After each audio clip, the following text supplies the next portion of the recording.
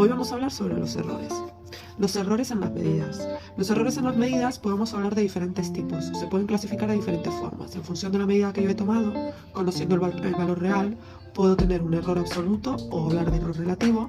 Y luego, por otra parte, en función de cómo he tomado esa medida, puede ser un error sistemático, un error aleatorio, pero eso lo explicaré en otro vídeo. En el vídeo de hoy me voy a centrar en los errores absoluto, el error absoluto y el error relativo. Cuando hablamos de error absoluto, nos estamos refiriendo a el error que se comete al medir. Me es indiferente que sea que estemos hablando de un 1% de la medida real, un 2%, eso me da igual. Yo voy a decir en cuánto he fallado, en 1 unidad, en 2 unidades, en 3 unidades, ¿vale? Entonces, para calcular el error absoluto, vamos a tener en cuenta dos medidas. La medida real, le voy a llamar valor real, y el valor medido. ¿Vale? Es decir, yo mido, por ejemplo, una mesa, la medida que tomo son 25 centímetros, pero yo sé que esa mesa tiene que medir 20 centímetros, luego estoy cometiendo un error en la medida.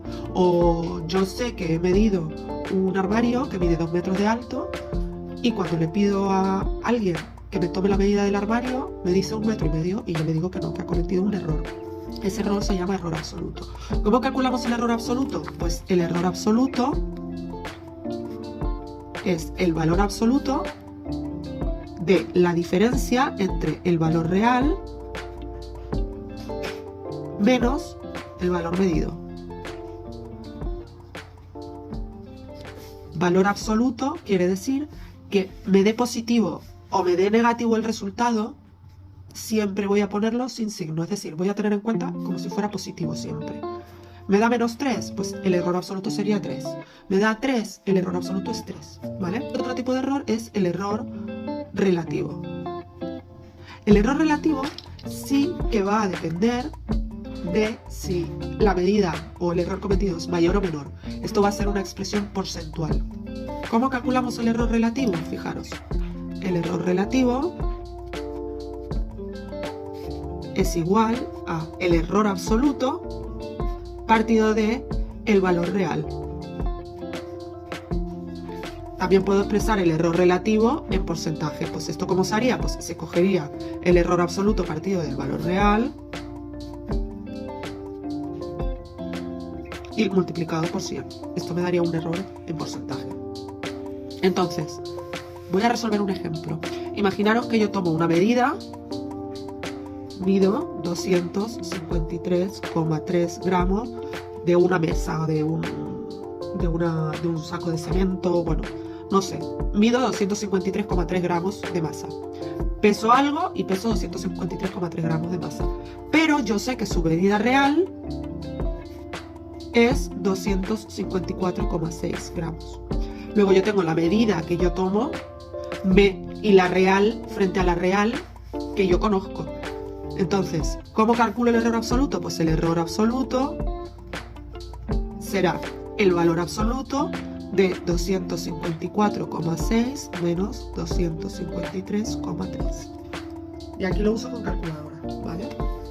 Para que lo observéis. No sé si se ve la pantalla. Sí.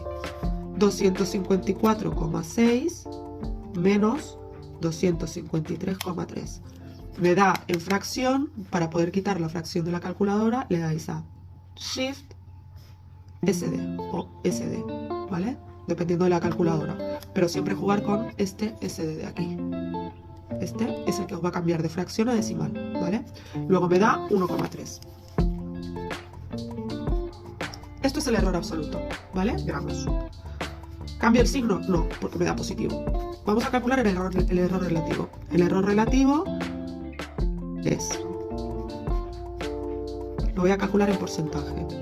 El error relativo en porcentaje es el absoluto, que es 1,3, entre el valor real, que es 254,6, por 100. Lo calculo, ya tenía el resultado de 1,3, ahora hago dividido 254,6, me da decimal, le doy a SD. Y me da 0,005, multiplico por 100 Le doy a SD y me da 0,51. 0,51. Esto sería el error relativo. Bueno, pues espero que os haya ayudado. Cualquier duda, sabéis que podéis preguntármelo en mensaje.